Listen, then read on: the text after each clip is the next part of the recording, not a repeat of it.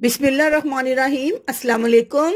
आज हम बात करेंगे बवासीर की। वो लोग जिनको काफी देर से बवासीर का मसला है और इससे परेशान हैं, उनकी परेशानी आज हल हो जाएगी। उनके लिए एक बहुत ही आसान घरेलू टोटका मैं आपको बताती हूँ। आपने करना क्या है, केला लेना है और साथ में लाल फटकरी का पाउडर लेना है। जिस तरह हम कीनू के साथ काला नमक खाते हैं या सफेद नमक खाते हैं, आपने इसी तरह केले के साथ लाल फटकरी का पाउडर लगाना है और उसको खाना है। ये अमल आपने 3 दिन करना है। इंशाल्लाह लाल फटकरी और केले के इस्तेमाल से आपकी बवासीर हमेशा के लिए खत्म हो जाएगी। अल्लाह हाफिज, शुक्रिया।